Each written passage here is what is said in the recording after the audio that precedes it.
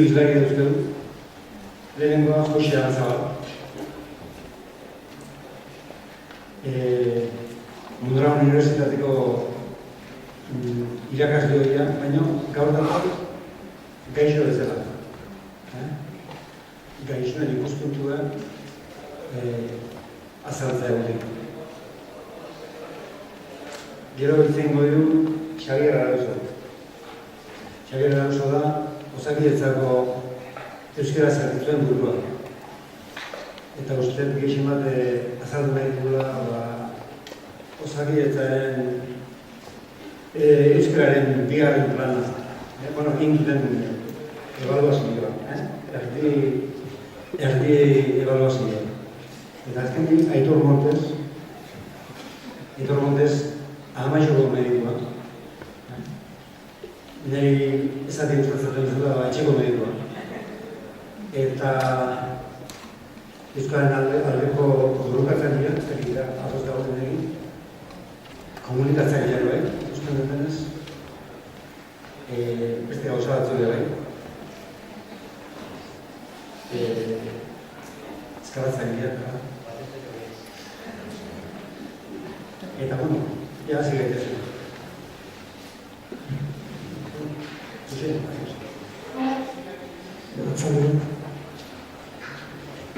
Eskerrik asko ona gonbidatzearen, nik kontatuko dizuet labur nire esperientzia. Momentu honetan, jubilauta nao, orduen pixka jubilatu baten patxada batekin. Laster 16 urte beteko dira, Osakidetzan nire bizitzan sartu zara, modu iraunkorrean. Hori izan zen 2002an, eta orduen aurkitu zidaten linfoma folikular bat. Tratamentua luzia izan zen, 7 kimio hartzen, 6 saio eta tratamentu monoklonala, pixka bat indartzeko. Halatabe, nola, ez zegoen nire kasuan bermerik, egin zidaten ezurpuinaren transplantea eta haratarako joritzen Santandera, Valdeziñako ospitalera.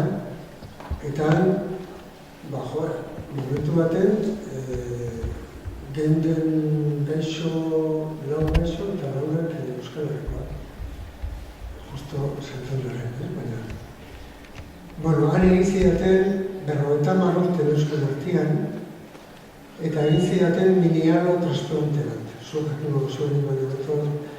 Eta antzaren nik esan, ze diferentzia dago transplante normal bat eta minialo transplante baten artean.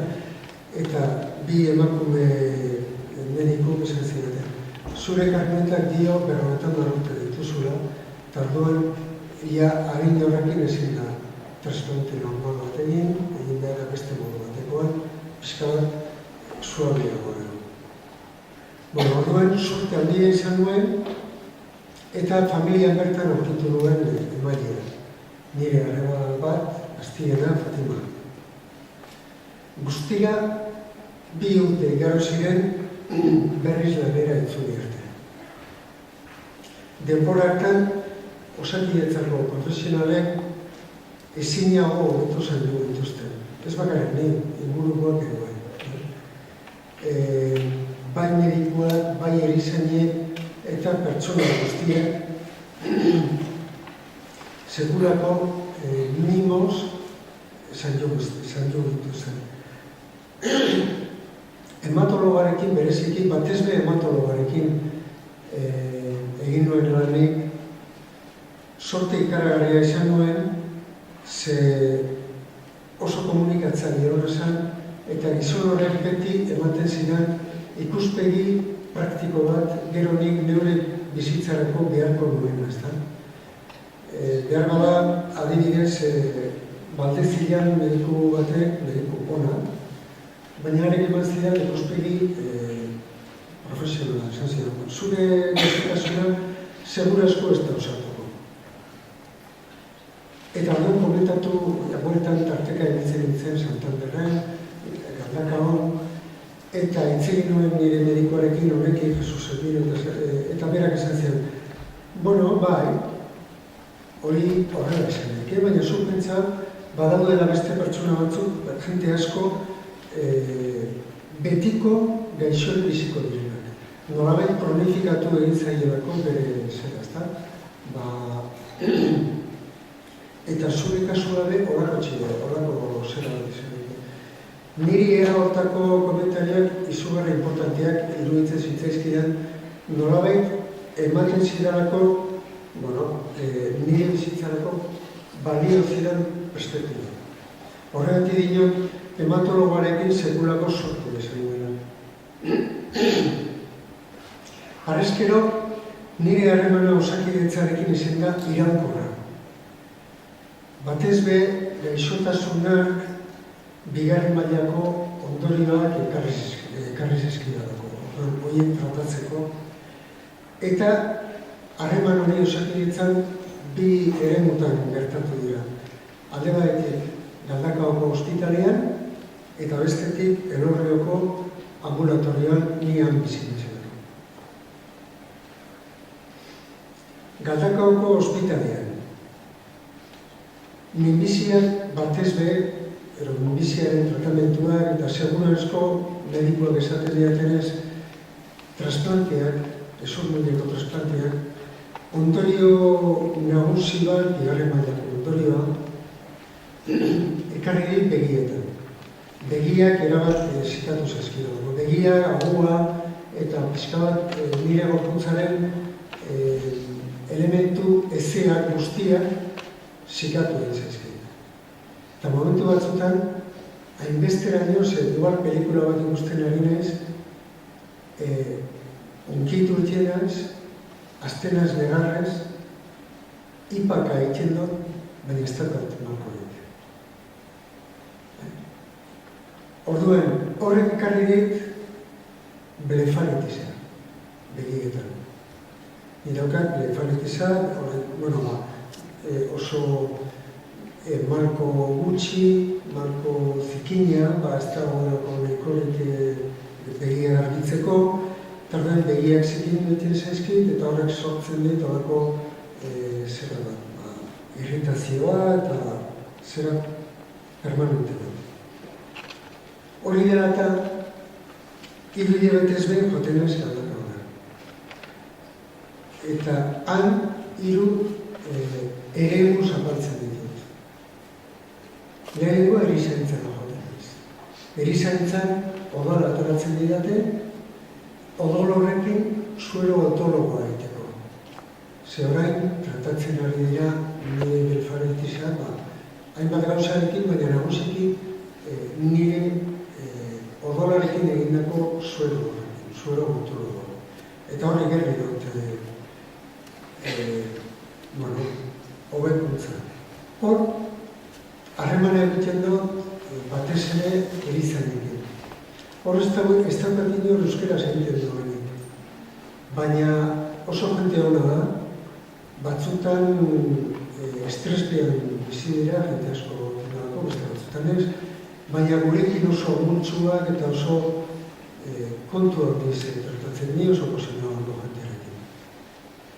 Handik joaten naiz oftalmologiara. Oftalmologia da beste eremu bat oso desberdina. Han, ehunka laguna goten gara, esanik gara gerrako medikuntza, ezta? Jentekiloa, batez ere jente nagusia, adinekoa, eta hor bai estrespean egiten dutela bai medikuen, bai erizainen, baina daukate sekulako mania eta sekulako trebezia gurekin lan egiteko. Oso ondo hartzen dituzte, hartzen dute bakoitzarekin behar duen denbora, esplikatzen digute zelan doan gana, eta ni oso posizio horrekin. Batzutan ikusten ditut itxota dabiltzala, baina profesionala dira goitik dira. Hor, 7 bat mediku tratatu dute, denboran, eta horietatik 3 euskeraz egiten gainera nik ez diete zer esaten eta azten dira euskaraz hitz egiten, eta gana euskaraz egiten dugu. Orduan nik, horret ere, nire posa areagotu duten da. Eta gainera natural eta oso egiten dute euskaraz. Oftalmologiatik joaten ez hematologiara. Orduan nire goizak ezetzen dira goiz duzera. Baina ez zait importa, badaki, haurek azkenengoan adibidez horren pare bat azte, egon ditzen postorko. Baina ere izitaratzen, erabaten ditu liburuak, atizkaria, egunkarri bat erosten du, eta nau, lasai. Gainera hon, erretiratuta nago, eta ez daukate zerbait. Orduan, niretzat hori ez da problema. Hematologian joaten naiz, eta hematologoak, nire betiko hematologoak, aprobetxatzen du ikusteko zer noa. Egiten du odol analizi bat, eta esaten dit, zena nagoen, gero begiak ditien nago, askunta, eta hitz egiten dugu, zelan joan diren azkeneko irudiak, gora bilarik izan dudan, eta horre zertzen da. Berak ez daki euskaraz. Baina nik konturatzen az, bere taldean geroz eta jente gehiago, dagoela profesional gehiago euskaraz dakiena.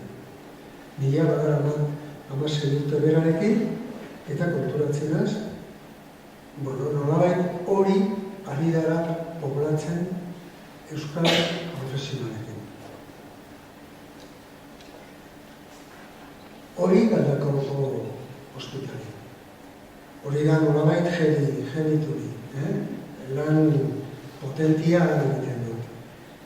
Baina gero ekin dituen bi tromboflebitis, bata lanera itzuli horretik justo, eta gero dianik urtera.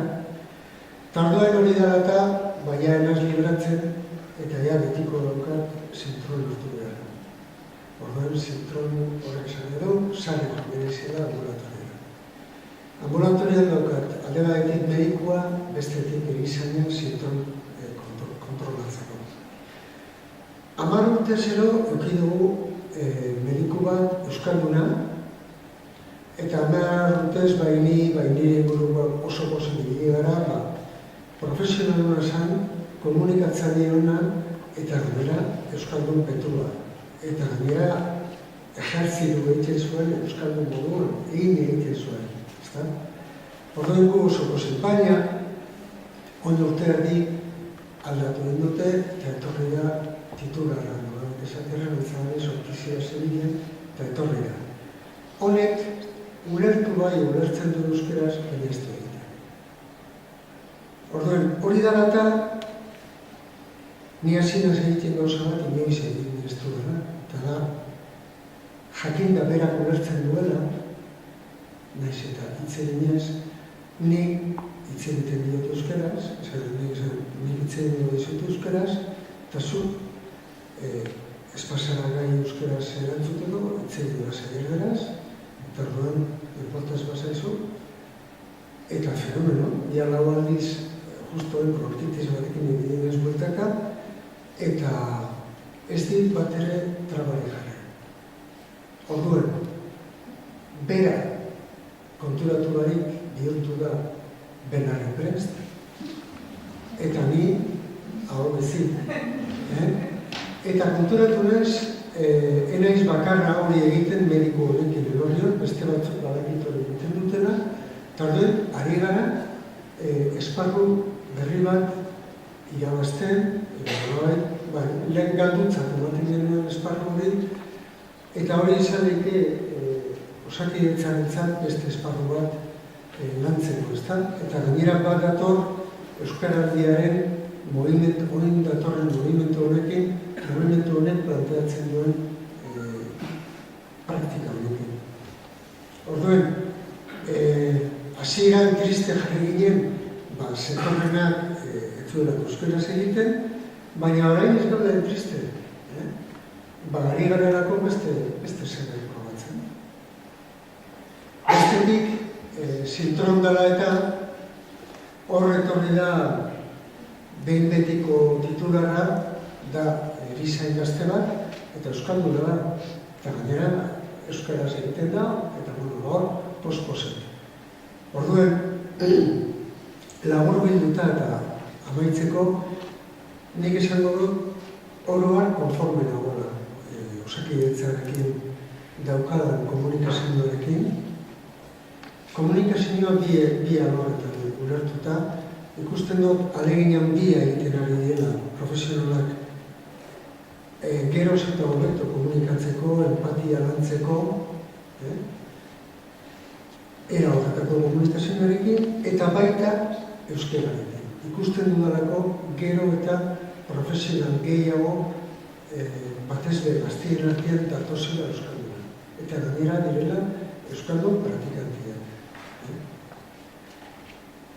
Orduen, alde hortatik posibla. Hala ere badaukat kezka bat. Eta igual, hemen lekuzkanpo, baina esan egin du. Ego Euskal Herrian Osakidetza eta osasun bidea dira zerbitzuri baloratuenak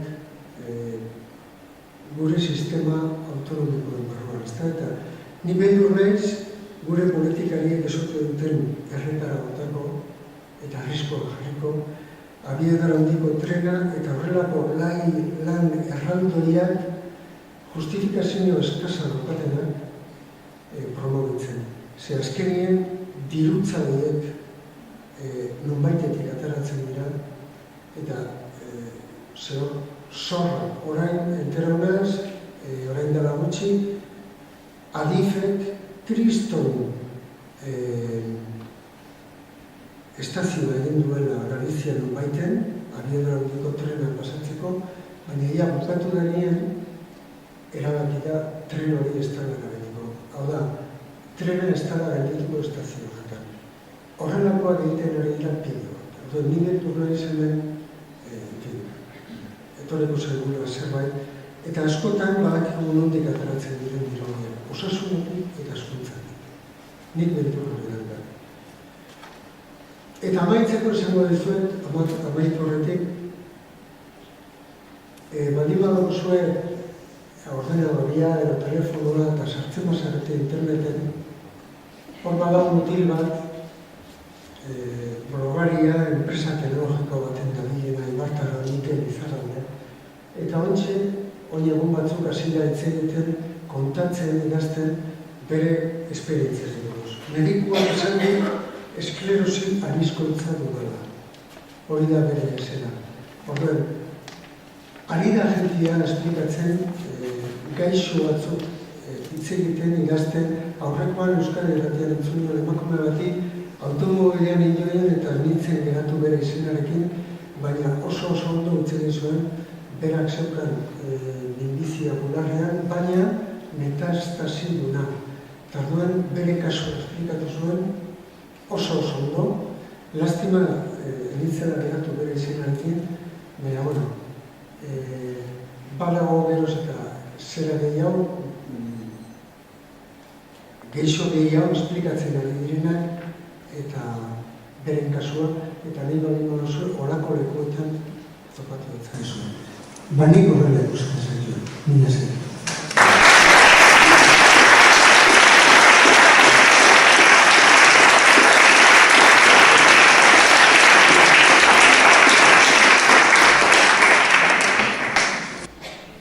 Orain Xabier Alonso, Osakidetzako euskararen bigarren planaren balorazioa izango dugu. Arratsaldeon. Ekarri dut kontatzeko Osakidetzaren euskara planaren tarteko ebaluazioa hori zelako nahi daukagu hitorik importantea. Hasteko konsiderazio bi, Euskadin osasun sailak, osasun zerbitzuak ematen ditu, publikoak batez ere baina pribatuak ere. Pribatuak dira gutxi gorako zazpia, zertatun bidez ematen. Horixe, kokatzeko apur bat zertaz hitz egin golan, eta hitz egin dut Osakidetzaren euskara planaz. Orduan, zer ez da Osakidetzaren euskara plana, eta zer komeniko litzateken, horrako foro baten ere, egotea eta presentzia izatea. Batetik, horiz, osasun sailak kontratatzen dituen zerbitzu pribatuak, zentro kontzertatuak, asunción klinika, onkologikoa, manifestazioa eta ni baino ezagutzen dituzuenak. Baina bestetik, herritarrek haien poltsikoko dirutik ordaintzen dutena. Eta horrek suposatzen du, osasun gastoen ehuneko 27 zazpiak itxiko da. Orduan nik hitz egingo dut, zazpi hori ez da, zati horren, eguneko largo tamairu, idea egiteko, baina nahi gara da, komeniko litzateke, zertaz hitz egin duen horrela kokatzeko. Ez dut aipatuko zaren osakidetza, danok ezagutzen duzuen, baina beste bigarren kontsiderazioa da, zer egiten duen osakidetzak ofizialak ez egin hizkuntzekin. Interbentzioa zentratuko da hizkuntza ofizialen gestioaz. Baina ofizialak gestionatzen ditu nola ala osakidetza. Erabiltzen du sistema bat, dualia enpresaren bidez, telefono bidezko interpretazio zerbitzua. 2017ko datu dira hauek, 2024 interpretazio saio eman ziren, hau izena ematen zaie interpretazio soziala, delako bai ala bai elkar ulertzeko interpretazioa. Hor daukazuen, hizkuntza erabilienen top denak ez ditu jarri, ez dakit irakurtzen da, azteraz zintzen diren. Hori ere, hizkuntza ez ofizialen kudeaketa ere, kudeaketaz ere, hitzei markuleko osakidetzak kasuan. Baina, nire interbentzio ez da zertatuko. Horretan. Hizkuntza eskubide dagokienez hainbat daude, eskara sartuko horien azalpen egitera. Guretzako importantena da dekretua, horrek suposatu zuen hito bat, berandu etorri zen, honek markatu zuen abiapuntua, osakidetzan hizkuntza politikaren abiapuntua, konparatzen badu baina administrazio publikoekin berandu etorri zen, 2002an, berra da horregaitik gaude, gure normalkuntza maila berra da horregaitik, besteak beste, horregaitik ere izan daiteke. Gaur egun, bigarren euskara planean daude, lehenengo euskara plana 2005an hasi zen, eta bigarren plan honek dio, erdian, 6 urteko iraupena du, hirugarren urtean ebaluazioa egin da dela. Helburuen betetze maila zein den jakiteko. Honekin esan nahi dena da, ez dut hitz egingo zenbat langile daukaten hizkuntza zakizuna egiaztatuta, edo zenbat lanpostutan eskatzen den euskara, edo zer kontratatzen dugun, baizik eta egiten dugula, horrek nola lagundu duen helburuak betetzen.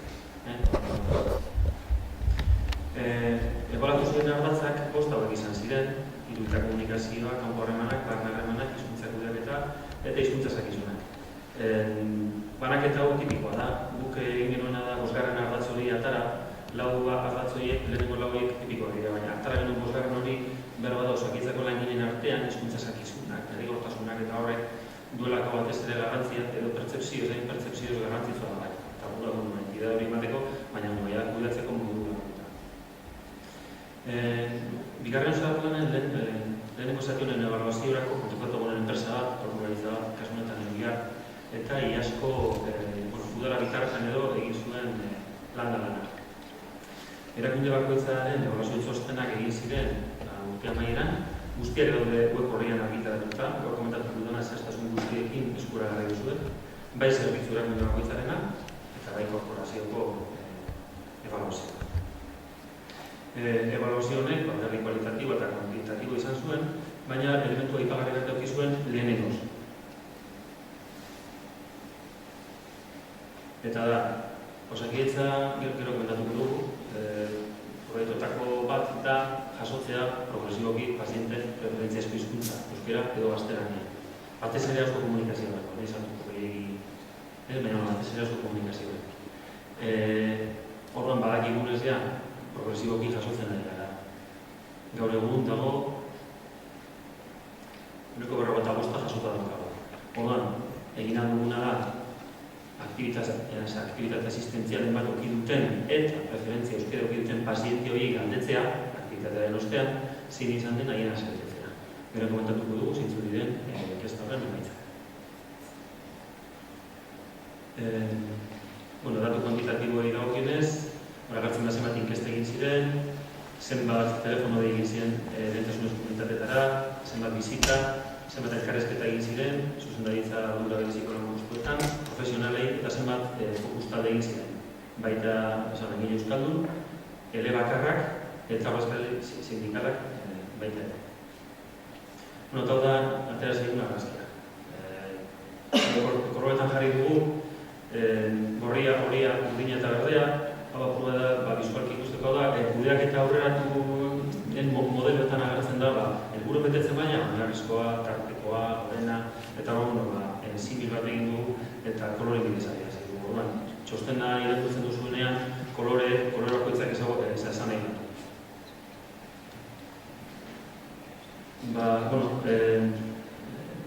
Maitza ikuspegi globala edo, erakunde askotan gehienetan guk jarritako helburuak, hirugarren urterako jarritako helburuak, bete dira. Gutxieneko langa hori bete dute, ez guztietan. Bik ez dutela inditu, hirugarren urterako bataz beste ezarritako langa. Eremu soziolinguistikoak, hau da erakundeka lortutako emaitza. Eremu soziolinguistikoak erabakigarri izan da, helburuen betetzen mailan, eta zonalde soziolinguistiko euskaldunetan dauden erakundeek eskuratu dituzte helburuen betetzen maila altuetan. Ez beti, ebaluazio honetan lehenengoz, zonalde soziolinguistiko esain euskaldunetan egondan erakunde bat, Arabako erakunde sanitarioa, helburuen betetzen mailan lortu du maila aurreratua. Zonalde soziolinguistikoen arabera, besteekin konparatuz berako lortu eta edo labur, hirugarren ardatza kanpo harremanena da, eta garrantzitsuena, paziente begira esan nahi dut. Hor ikusi dira gorabeherarik edo alderik alde handienak erakunde batetik bestera. 21 zerbitzuren erakundetatik 7 ez dute lortu gutxieneko maila kanpo harremanetan. Eta barne harremanen arloa da gutxien garatu dugun esparrua. Barne harremanak dira, harreman horizontalak profesionalen artean, harreman vertikalak, etengabeko prestakuntza, euskalduntza ikastaroak, trakuntza ikastaroak. Barne harremanen esparruan soilik 9 erakundetan, 21-etik 9 eskuratu da gutxieneko maila onargarria, helburuen betetzen maila onargarria. Eta azken kapituluan, hizkuntza zakizunen kapitulu hori da, soilik hizkuntza zakizunen zertuta dago, zenbat lanpostutan eskatzen den euskera, lanpostuetan ze langile dagoen, zein da langile leginen portzentajea eta evoluzioa, ze kontratazio egiten den unitateetan, hor helburuen betetzen maila altua da. Zergaitik behar bada lehenengo plangintzaldian ere hori ze izan zalako blokerik, baliabide jarri izan blokera.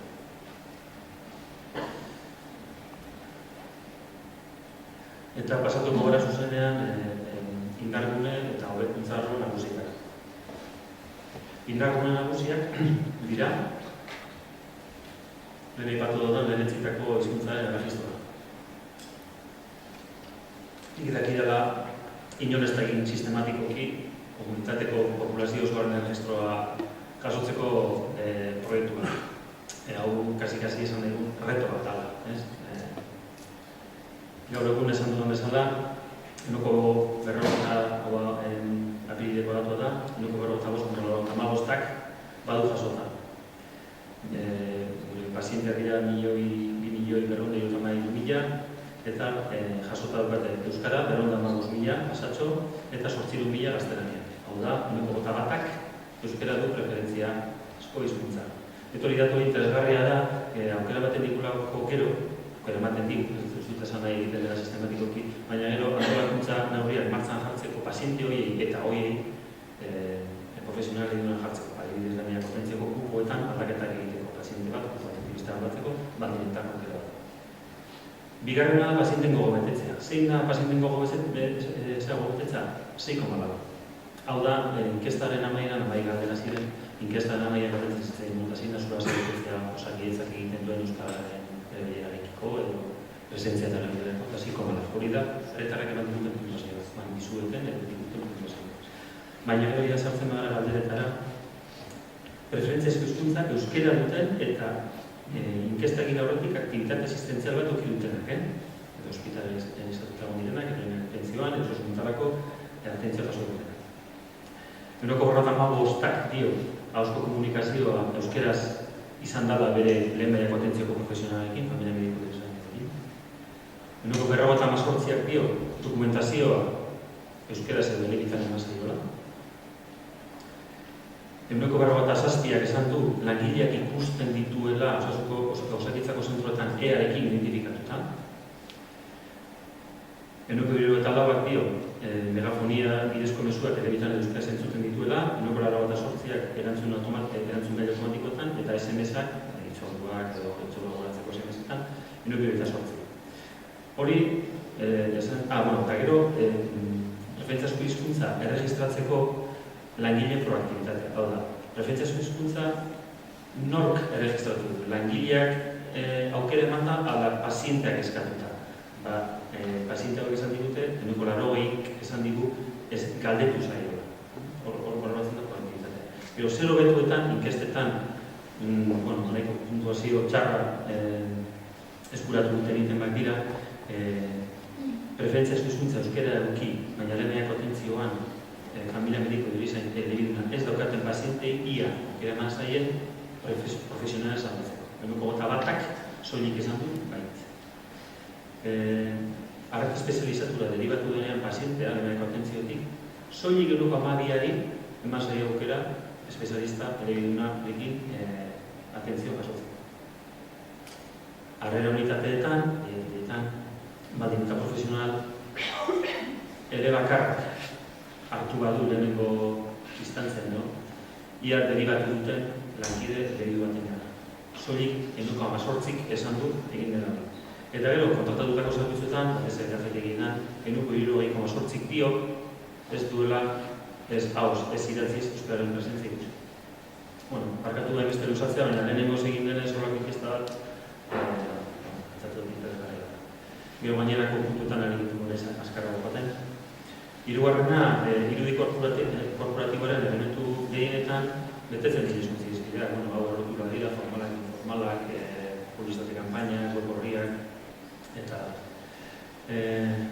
laugarrena, zerbitzu eta profesionalak duen identifikazioa. EArena, komentatu gorro bidelariak euskaraldiaren zera, espiritu horrekin gure hau biziak dira gure ea daukatenak, apropagalizmoan dira dugu, ezta.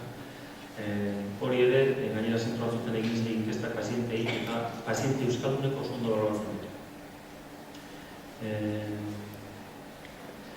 Lehenengo plangintzatik ona, lehenengoz nabaritu da aldaketa positiboa, zuzendaritza eta ardura bereziko lan postutan dauden kide batzuengan, eta hori positiboki baratu da.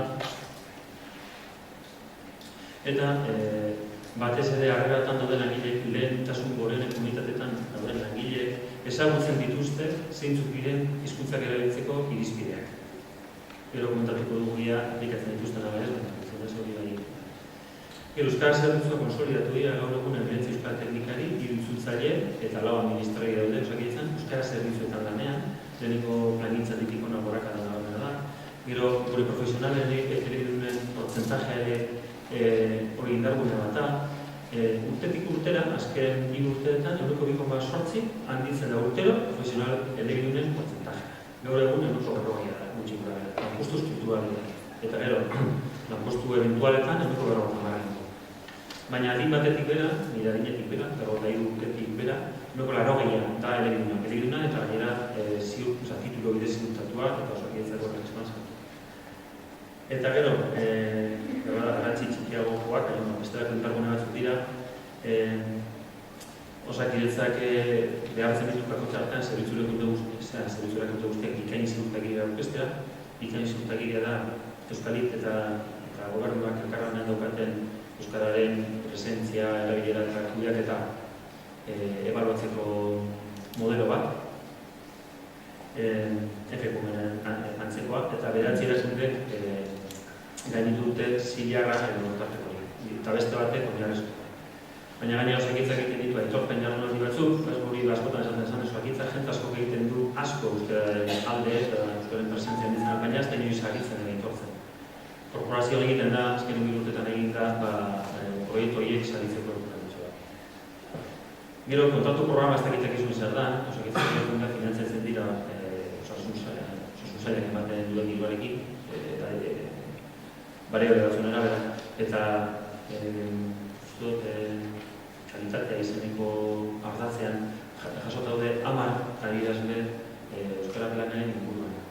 Eta hor sartuta dago besteak beste pazienteen asebetetzea. Bueno, por cierto, pazienteen asebetetzea baina dutzen da, inkesta rutetan ezagutuko dituzue paziente inkesta rutoiek. Baina lagin askotan ez da esanguratsua, aukerak eta aleatorio da, orduen horretik euskera, referentzia izaten dutenek oso gutxi dira, orduan erantzunekin ez da esanguratsua.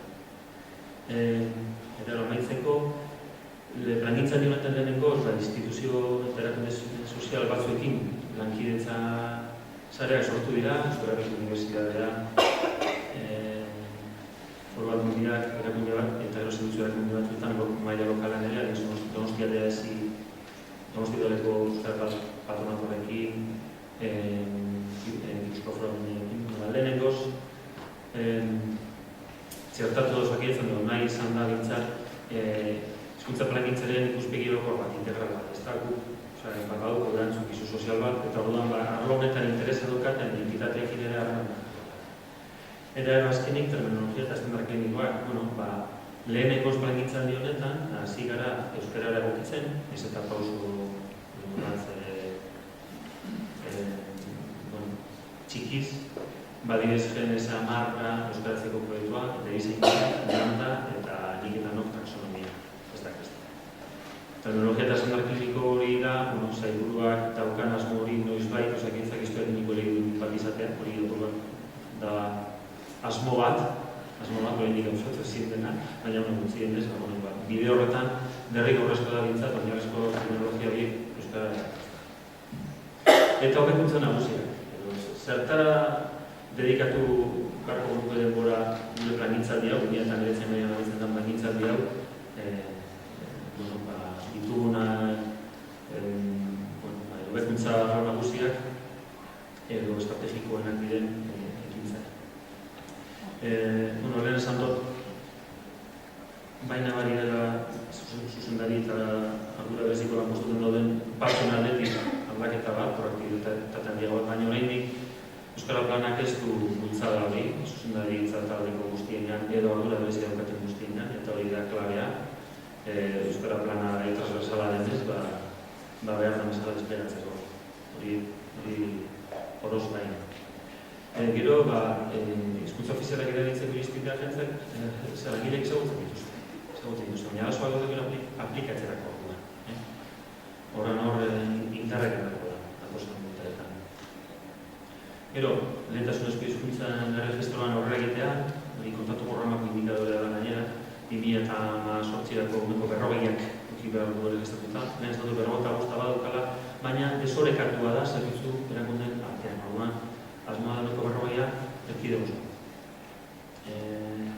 Hizkuntza iturak aldatzen laguntzeko estrategiak, izan komentatu da, leku batzutan ere Galegako Osasun Zentroan duzuen metodologia esperimentatu dutela, hizkuntza habituetan aldatzeko, guri horrein gertatuko zaiguna da, gainerako administrazioetan gertatzen dena, lortuko ditugu langile eredunezko, eta ez duguna lortuko da eragile langitzea. Barne harremanetan esan doan bezala, zazkirakunetan bakarrik, heldu gara gutxineko baina. Orduan, hori izango bat, hizkuntza hidroinan nola. Euskaraz lan egiteko prestakuntzan sustatzea, gainera hiru ikuspegitatik, egoilearen edo beste profesioetatik prestakuntza sozial datozenen ikuspegitik, gure langileen etengabeko prestakuntzan euskarak presentzia ere izatea, eta euskalduntza eta trebakuntza. Eta azkenik langilez euskalduna sentsibilizatzeko eta lan egiteko tresnak. Elkarren langintzaldi honetan, elkarrezketak eta grupak egin ditugu inkluso langile bakarrekin. Eta baina beritu dugu, hizkuntza politikaren kontrako iritziak gutxitu dira. Badaude, fokalizatuta zeutzerakunde batzuetan, eta dutuz askotan ez ditz egiten, baina langile batean badago hizkuntza politikaren kontrako iritzia. Orduan, orain arteko plangintzaldietan kanpoan utzi ditu, kolektibo hau esku kontuan hartu, eta pentsatu dugu behar bada, eremu simboliko honetara, euskararen legea sustatzeko ere, asmo honetara erakartzeko segiten bat kontzeko. Eta gero azkenik, orain arte komentatu duena da, plangintzatik, 2013an onartu zen plangintzatik eta genizolizko ebaluaziotik, irten zaiguna. Baina kasualitatez, duen hasieran, osakidetzak egunean ditu lerro estrategikoak Eta hori ikusteko non aipatzen den euskara edo garrantzi ematen zaion dokumentu hau. Por cierto, dokumentu hau ikasi behar dute 97.000 hautagaiek. Hasta gure hauetan egiten ari garen zareten hotelera prozesu. Lehenengo arrazatzean, pertsona karretaren ardatz nagusi, eta ezberdintasunak osakidetzan, agertzen da, puntu laua da, gainera, oso-osorik honi dedikatutako ardatz bat. Eta lehentasunezko hizkuntza ofizialan arreta ematen. Sartuko lehin dut eskuzatzea nola, baina badago azpia eta bat oso-osorik. Baina gero, euskara gai transversala denez, aipatzen da beste ardatzitan. Hirugarrenean, esaten deneko informazio teknikoko sistema integratu da. Hiru da, eta egitea, aurrera egitea historia tekniko bakar eta elebidun batenazko bidea. Eta 4.4an, profesionalen trebakuntzan ere aipatzen da, profesional elebidunen beharra, profesional elebidunen trebatzeko beharra. Eta hori da esateko nukana harinari, bakit oso kondensatu izan da, eta biziegia, eman nahi izan dut, espatu bat radiografia oso.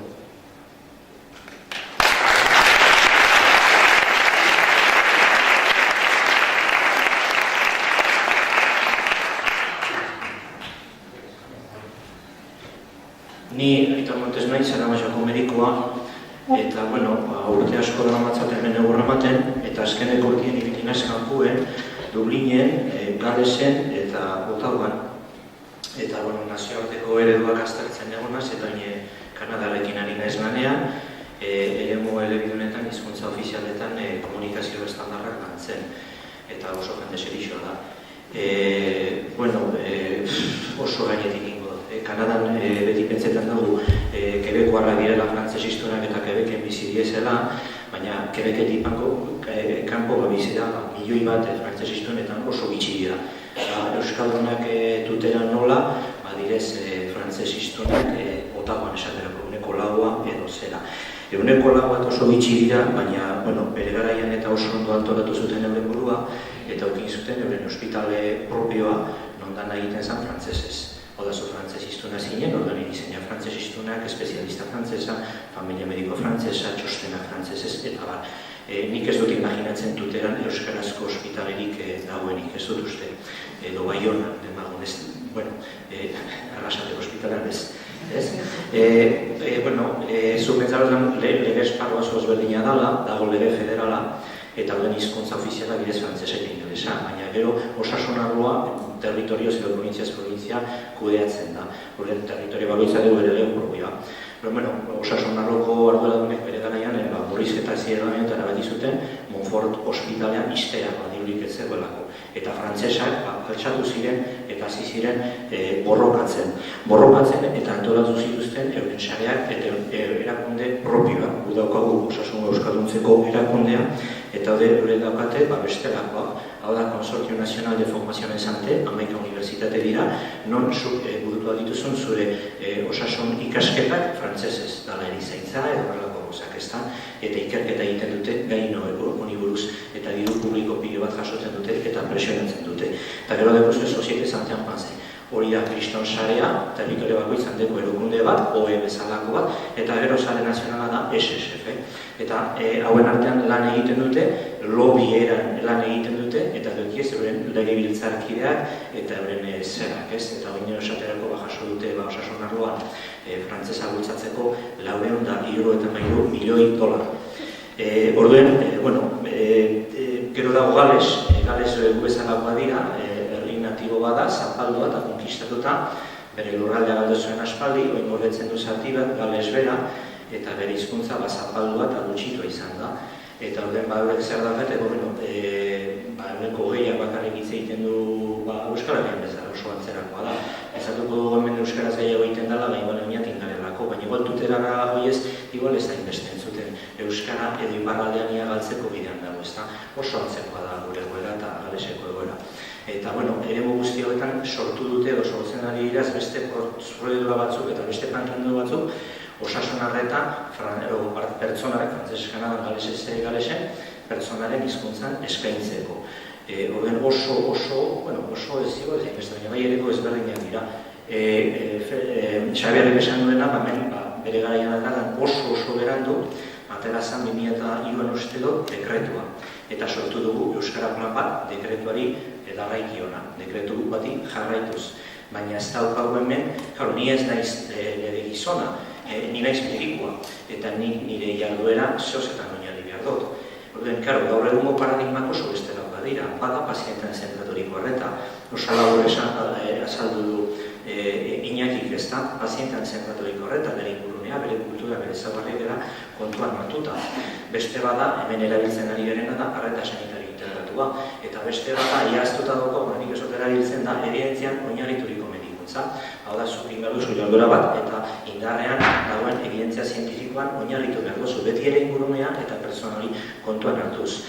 Hortaz, hori da beste herrialde batzuetan planteatzen ari direna, eta horren inguruen hizkuntzaren gaia bete-betean sartzen da esparruietan, ze pazientari buruz, ari gara pertsonei buruz. Horren hizkuntza barruan sartzen da, pazientan zentraturiko horretan, eta gero evidentzian oinarrituko horretaretan ere kontuan hartzen dute ikerketa prozesuan eta beste hainbatetan hizkuntza. Hemen kontuan hartu ez duguna. Ezin dizu eta saldo hori, bai aipatu du Maria Jesus Mujikak lehen, sarreran eskaintza aktiboa. Zer da eskaintza aktiboa? What's that txakopa? Leofatif? Zer da eskaintza aktiboa? Maria Jesus Mujikak baldaki zer da eskaintza aktiboa. Benetan badaki zer dan gure Osakidetzako zuzendariak zer dei eskaintza aktiboa. Edo gure gerenteak daki. Pasatu, hau da, Gatako ospitaleko langilerik hemen, hau gerenteak sineturikoa da. Eskaintza aktiboa da gonbidapen bat. Eskaini eta sekuran ez eskatzera behar du pazientea beti ere ahulda egoeran dagoelako. Behar bat duelako, needs, patient needs, pazienteen beharrak, zeo zer behar du, eta igual ez du, nola esango, guk ez duguz, hori badakigu ukondoak, ez dakit, belaunak eta pazientea baitu bere beharrak, patients needs, eta pazientei behar horiei aurre egin behar zaie askotan, eta eskaini eta ez eskatzera behar du, paziente batek ezindik baja eskatu, nik eskaini behar diot baja, gutxi gora bero izan beharko litzateke eskaintza aktiboa, gonbidapen bat, idatzizkoa, karteldegian, euskaraz baitzan akompaina bezala, baina horrelako zerbait eta ahozko harremanetan ere eskaintzea, etengabe etortzen dan bakoitzan ez. Baina argia izan behar du, oso zehatza. Eta argi eta garbi utzi behar du, eskainiko zaion arreta hori emango zaiola, eta euskarazko arreta hori, edo frantzesezkoa, ingelesezkoa bezain ona edo beharroa izan behar dela. Hori da eskaintza aktiboa, hemen egiten ez dena. Orduen, eskaintza aktibori galestarrek bere egin dute, Kanadako eredua kopiatu dute, eta hortxe dabiltza, zerak egin ez. Ezin azaldu hori guztia, ezin azaldu Australiako CRF. Igual bai aipatzearen bakarrik, Zelanda, Arakotearoan sortu den cultural safety, ziurtasun kultura edo kultura ziurtasuna. Hau da, inolako jarduna ez da bidezkoa eta ez da onargarria, eta ez dugu onartzen maoriok, ez Torres Islako edo Uarteko pazienteok zure jarduerak nire kultura eta nire izaera kolokan eta riskoan jartzen badu. Hemen gertatzen dana egunero eta uneoro. Ze nire kultura, nire izaera eta nire identitatea arriskoan jartzen ari zara. Ze hemen ari gara, komunikazioa eta inkomunikazioa. Eta Ottawan ibilinaz, Dublinen eta hainbat lekutan eta egiten duzu berba Oxfordekoekin eta Australiarekin. Eta hemen argi eta garbi dauz, gaur bozkatzen dira, une honetan ari gara bozkatzen, nik ezin izan dute bideokonferentzian egon hemen nagoelako, baina orain estandarrak bozkatzen ari dira. Nazioarterako eta Kanadarako estandar horiek. Nola lan egin pazientekin bi hizkuntza ofizialetan. Ez? Jarratu dute zera. Komunikazioan, inkomunikazioan, nik zer ikusi dut. Asko, hizkuntza mugak eta hizkuntza arazoak unibertsala dira, gertatzen dira hemen Australian eta Estatu Batuetan. 6.000 hizkuntza, 6.000 hizkuntzetik hitz egiten dira, eta etorkinen kopura milioi eta milioi etorkin doiez Mexikotik Ameriketara eta bar. Baina ikuspuntu bidauz, bada anglosakoiena. Normala da, ingelesez lan egitea, normala da, ingelesez bizitzea. Ni ingeles hiztuna naiz, ingelesez ikasten dut, dana da ingelesez, dokumentazioa dana da ingelesez. Orduan hizkuntza muga bat sortzen da, ez dutalako ulertzen gaztelera. Edo ez dutalako ulertzen kantoinera eta zerrenda hori guztia. Hizkuntza komunikazioa mugatzen da. Komunikazioa zora da, zergatik, euren identitatea ez dagoelako kolokan. Anglosakoien identitatea ez dago kolokan. Eta hemen, hizkuntzarena ere komunikazio arazoa da, bai, itusa baldin badaukazu, aurra baldin bazara, adineko baldin bazara, ostia, asko dira, asko dira. Alan da guztize, nik gaztelera zozo motatzen az, basauriko araz. Primera nik jendutan garaz. Nire ez da komunikazio arazo, nire egin ez da hizkuntza dugarik. Baina nire identitatea kolokan dago. Eta frantzesistunena kolokan dago. Eta Gales guztiaren identitatea, Gales herri bezala, kolokan jartzen duzu esan horretan, ingeles ez da. Bi kontzeptu dira eta bi ikuspegi. Eta horrek sortitu bi, nola esan duke, inkluso bi ikerketa lerro. Zabek ikerketa egiten dute hizkuntzaren gainean, ez hizkuntzalaritza, ez dute eztabaidatzen ia terapia genikoa edo geneterapia esan behar den, ez. Hizkuntzak pazientaren osasun arretan duen eragina, ekitate ezan edo bidegabekerian injustizia sanitorian duen eragina. Nor hori da, ez hizkuntza mugak duten eragina pediatria zerbitzu batean. Baina baita ere, zeran ez, ezarpen prozesuak nola egin behar dira, nola lortu osasun arretan pazientaren hizkuntza. Eta ikuspegiak ez berdinak dira. Orduan, zer esan horreta amaituko dut eta igual honena da komentatzea gauzak esatea, bai, nik uste neurri zuzentzaileak oso ondo nire ustez ez dute asko ekarriko, errekara bidean goaz, inkluso pazienten lehentasunezko hori biale nire aurkezpena pazienten lehentasunezko hizkuntzaren erregistroa buruzkoa izango da, jorratu estandaretan, eta ni zozatuko sartu dut hor, ion hartzen da. Kontu da, errekara bidean goiezela, inkluso pazienten lehentasunezko hizkuntzaren erregistroa horrela egingo da benu. Ze lortutako emaitzak izango dira oso txabak eta oso txabak eta etzaiak eta oso eremu gaiztotuan bizi gara. Orduen, nik uste Kanadako ereduari jarraituz, Galeseko ereduari jarraituz, Australiako ekin lan eginez eta beste bat eragilekin, eta gure artean ere, igual, elkarlanean, gure artean lan eginez, igual inbako dugunea da, beste, hirugarren euskara plan bat, plana hona ega txarra izan, horrezkoa da plan bat egitzea, baina igual beste da batera planteatu ba, ze nire familia medikoan naiz, baina meneko Jose Arantzabal eta bera da pazientea, eta igual ere kontuan hartu beharko ditugu pazienteak, frantzesistun egin duten bezala, komunitateak lan horiek egiterako orduan. Nik ez dakit terapia genikoa edo geneterapia den, eta horrelako prestakuntzarik ez dut jaso. Hemen, unibertsitateko irakasleak, eta unibertsitatea da oso eragile potentea. Igual, hirugarren euskara plan hori egiterako orduan, igual beharko duguna da, beste ikuspegi disiplina nintzeko ikuspegi bat multifazete, danon artean egingo duguna, eragile sozialak, UEMA egon beharko da, igual kontseilu egon beharko da, edo igual euskalo, ez? Edo eusko ikaskuntza, unibertsitatea derrigorrez egon beharko da, han izaintza eta medikuntza eskolako, baita ikasleak ere egon beharko dira, eta baita egoiliarrak ere, espezialitateak egiten ari dira, egon beharko dira plan horren eraketa prozesuan, eta bestera batera planteatuta. Eta nazioarteko laguntza jaso dezakegu eta nazioarteko ekarpena jaso ditzakeguz. Eta hori daude prest gurekin lan egiteko, eta horretan atoren izan gutxuak. Eurek egin duten esaterako da, hau, anan da una francophonie canadienne, en santé, osasun arloko frantzez hiztunen komunitatearen adierazpena Ottawakoa. Han egon nintzen eta parte hartu nuen adierazpen horretan eta sinatu nuen, hauxe, baina guk ez dugu egin. Hemen ez da existitzen osasun arloko euskal komunitatearen adierazpenik, ez borondaterik ez ez. Bakoitza dago, bere tokian lan egiten. Eta pentsatzen ari naiz, Nafarroako erizaintza eskolako erizain batzuek nahi dutela ikasi erizaintza euskeraz. Eta medikuntza ikaslea ari zela, aldarrikatzen medikuntza euskaraz ikasi garela.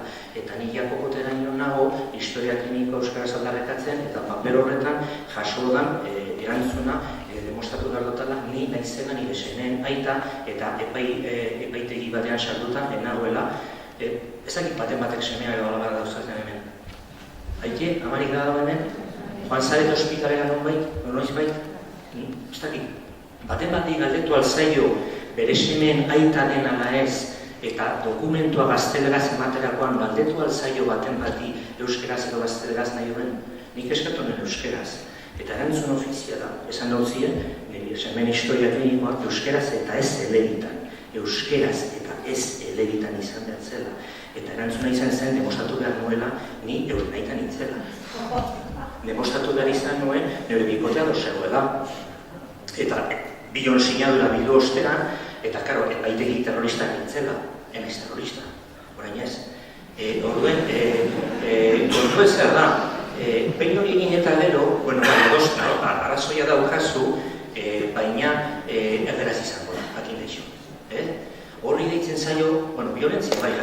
presentzia simbolikoa ere izan daiteke hori, ezta?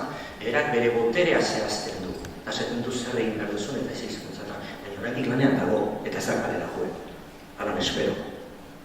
Esan dena izena behar duguna da benetan bildu danok, baina Ipar Euskal Herrikoak, Nafarroak eta protokoak, baina eragile ezberdinak, pazienteak, ikasleak, irakasleak, ikertzaileak, eta egoen behar dugu behingoz horrelako adierazpen bat. Eta hori da, Kanadatik esan diatena, zergatik ez duzu zuek ere olakorik egiten, zergatik ez zarete biltzen, zergatik ez gara biltzen, eurak etorriko dira, zergatik ez zatozten, zergatik ez gara biltzen galestalekin munduko osasun erakundera joateko. Danok batera, galez iztunak, kanadiarrak, frantzes iztunak, First Nations, eta gu eta beste hainbeste. Zergatik ez dugu behingoz esaten ez, ikerketa prozesu euskaraz ere izan behar da, ikasketa prozesu euskaraz izan behar da, gure hizkuntza euskara dalako. Zergatik ez da non beharrak eta nahiak eta sinismenak eta gura jasotzen duguzen adierazpen batean. Beste plan bat, jakina beste plan bat behar dela, lehen komentatu dutiziarekin eta improvisazioa maituko dut. Ez, ikerketa planteatu dugu. Ikusten dut hoxe eta adibidez Javier Egon esan bazta, izkera eta historiaren egin molantzeko behar dugu korpus bat. Kontxo, hori interesgarria da, korpus bat eta terminologia sariator, gure osakidetza dago beste eragile, igualdeko guzgurke eskuntza, euskaltzaia eta unibertsitatea. Eta ikerketa egin behar da, ez bakarrik korpusa sortzeko, ikerketa behar da hizkuntza eta osongintza uztartzeko, afasiak indabizor batzuk. Hemen ez daude igual. Afasia, ez? Afasia eta lehitasuna, zeratik ez du ikertzen. Pazientek hautemandako osasun emaitzen neurketak. Hori ikertu da, hemen ez. Eta hemen ez dugu ikertu, eta ez dugu txertatu. Zergatik ez dugu egiten PROM, Patient Reported Outcome Missions, eta sortzen duguz eta garatzen duguz eta txertatzen duguz hizkuntzatan. Erdaldunek ere ez daukate PROM horrelako horik, eurentzako be, erdaldunentzako be, ez dugu egin ikerketarik osasungintza eta hizkuntza uztartzen duena. Korpusa, ez dugu bestea, baina hirugarrena zer da, eurek ere egiten ari direna. Ikerketa zer da, ezartzen prozesuan. Nola, hau da, ze rigorgilek esatoztan, ez? Ez, baina nik badakit kalitatezko hizkuntza derrigorrezina izan behar dela pazientearen, osasunaretik izan behar dela pazientearen hizkuntza, behar duguna da ezarpena, baina nola? Nola ezartzen da, nola ezartzen duzu osasunare eta euskeraz? Horrek ere ikerketa zabalik, ikerketarako bide asko ematen ditu, ez da? Dugu 1000 aukera, danon artean egiteko gauza asko, ez da Euskara zerbitzuaren gauza bat, Euskara ez da bazterreko gai bat, gune honetan den moduan, Euskara hainbeste ikatzen da zeharka, lerro eta zeharka hori baldin bada, danon artean egin beharko du eta implikatu beharko gara, baina guztietan, ikasleak, irakasleak, profesionalak, erabiltzaileak, ezarpena, ikerketa, maila guztietan. Eta gero nazioarteko sare potentea egin, Bangorko Unibertsitatearekin, esaterako, Kolekin Reirekin, Jaiz erakundearekin, CSNF-erekin, eta badago materiala ikasteko gaiaren inguruan, nik egin dut ikastaro bat. Badakizu existenten dira ikastaroiek? Egitiri dako, frantzesez edo ingelesez, eta hori presguri laguntzeko, demoazak. Nor da, zabal, ez dakigu. Hori da, badakigu, hori zer abizala, lehen maila horretako ikertzaileak, eta zakize, nor da Igoain, nor da Roberts, ez dakigu. Anitzakin, ez dakiz, ideiarik bez. Gai honetan, prestako bibiaren gorotez, prestakuntzat txertatu behar dela, baina dako guz, benetan, hasi berriro, gauza asko dibidez, gauza asko, gauza honak eman dituguz, baina benetan egin behar da, bestera batera, eta lanok batera, eta gai ezberdinak, eta nazioarteko jentearekin, sareak egin, eta koordinatu, eta gauza potentziak eta serioak. Oso aulak gara, oso eritxikia gara, zapalduta godeta zatituta, 800.000 euskaldun gara, eta horietako igual 2.000 edo izango dira euskaldun berriak, utzaren horrengoa, Madrilen egonaz martxoan eta gildurra noteko moduko da, ez dakizu zer dugun gainean eta aurrean, eta hizkuntza eskabido edo hizkuntza eskubirak aipatuz edo rapaldarrak ez guazik inola, benetan evidentzian oinarritu ikerketa sendoak eta potenteak egin, sare oso potenteak egin eta gauzak ondo argudiatu. Eta aldi berean hori eskaini jenteari eta zabaldu, bestela zabalduko baituzte. Benetan esan entzuet, Euskara hizkuntza eskakizuna. Ezker lortu dugu, hizkuntza eskakizunak zertarako dira. Balioa du hizkuntza eskakizuna euskaraz hitz egiteko. Zergatik ez dugu lan egiten danon batera. soziolinguistak, medikuak, unibertsitateko ikasleak eta irakasleak, komunitate ezberdinak. Material pilo bat dago mundu osoa. Protokolo pilo bat, ikerketa pilo bat, baina gure gana ez da du, ez da dizkuen.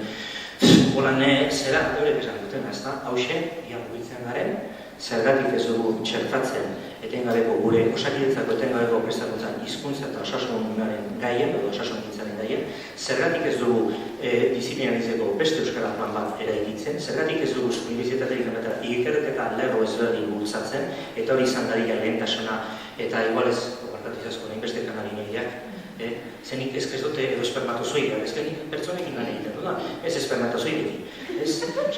Zergatik ez diogu horri ematen hizkuntzari gure izaerari eta osasun sistema publiko bati komunitateak aldarrikatzen duen eta maite duen osasun sistema publiko unibertsala eta gogoko bat lehen esten eta zaten ez hemen egingo dugu inbertsioa. Gizarte bezala, ikerketa, orduan, hori baino ez, orduan, hoxe, dana bertan bera utzi eta igual berriro gauza batzuk hartuz, baina berriro esaitezen eta bestera batera eta beste pentsamode batekin hizkuntza eta osasunaren nintzen, baina gauza bat argi eta garbi utziz. Hau ez da hizkuntzaren normalizazioa. Hori bebai, eta kriston ekarpena da, zeinork ez dau ikertu osasun gintzak euskarari egin dion kaltea. Osasun sistemak nola lagundu duen gure izaera, gure pentsatzeko modua maskiltzen eta txikitzen. Bale, hori beste kontuko da. Nik baina izan da, beste gauza bat, zergatik ez arretaren normalizazioa. Pertsona bat baldin bazara, pertsona bezala tratatu behar dut. Eto, barkatu, beste 2 minutu baten izketan. Ez, arretaren normalizazioa da, evidentzia zientifikoan oinarrituriko arreta sanitario integratua. Pertsona bere osotasunen kontuan hartzen duen. Hori ez bada egiten, ez da osasun arreta. Puntu.